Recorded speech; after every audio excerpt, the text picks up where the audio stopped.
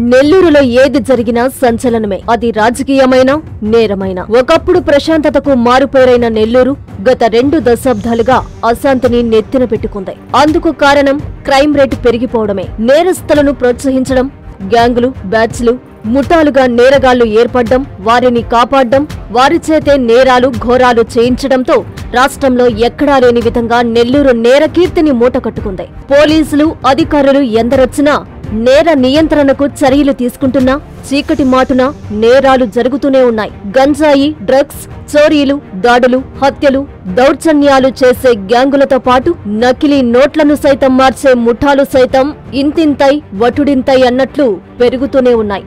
వీరితో పాటు రౌడీ షీటర్లు నేరాలు అన్ని ఇన్ని కావు.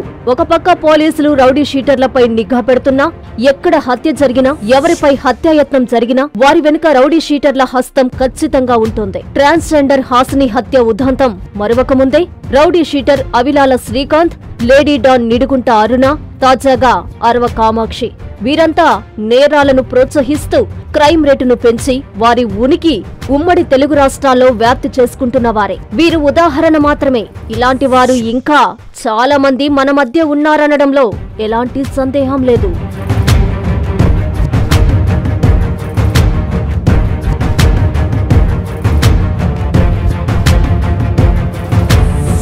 నెల్లూరు ప్రశాంతంగా ఉండడంతో నేరస్తులంతా ఇక్కడే తిష్టవేసి మరీ హత్యలు, చోరీలు, నకిలీ కరెన్సీ చెలామణి, దౌర్జన్యాలు, దాడులు చేస్తూ ప్రజలకు కంటి మీద కునుకు లేకుండా చేస్తున్నారు. పోలీసులకు మనశ్శాంతి లేకుండా చేస్తున్నారు. కాలేజీ కుర్రాళ్లు, యూత్నే లక్ష్యంగా చేసుకుని గంజాయి, ఇతర మత్తు పదార్థాల చలామణి కూడా ఎక్కువైంది.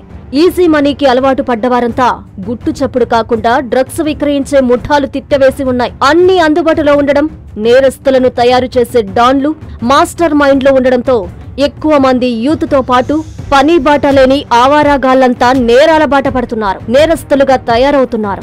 చిన్న చిన్న గొడవలు, ఇతర నేరాల్లో చిక్కుకొని జైలుకెళ్లి వస్తే వారు సన్మార్గంలో నడవడం అటుంచి కరుడుగట్టిన నేరస్తుల్లా మారుతున్నారు. అదే హత్య కేసుల్లోని వారైతే ఇక నరహంతకుల్లా మారుతున్నారు. అలాగే ఇటీవల కాలంలో చోరీలు, చైన్ స్నాచింగ్లు కూడా ఎక్కువయ్యాయి. అందుకు బంగారం రేటు కూడా అమాంతంగా పెరగడం ఓ కారణమైతే, ఈ నేరస్తులకు ఆశ్రయం కల్పిస్తున్న వారు కూడా ఈ చైన్ స్నాచింగ్ ముఠాలకు నాయకత్వం వహిస్తున్నారా అనే కోణంలో పోలీసులు దృష్టి సారించాల్సిన అవసరం ఎంతైనా ఉంది.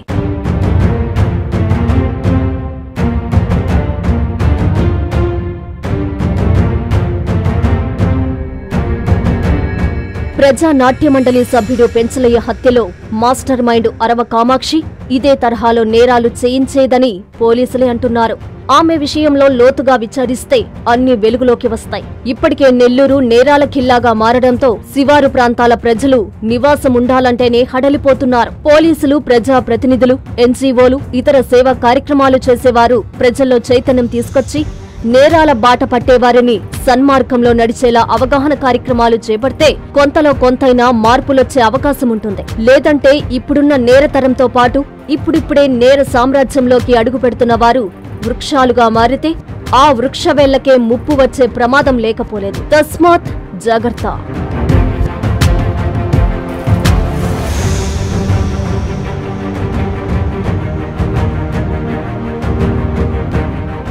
అనధికార లేఅవుట్ల, ఫ్లాటుల క్రమబద్ధీకరణ పథకము 2020 సవరణ.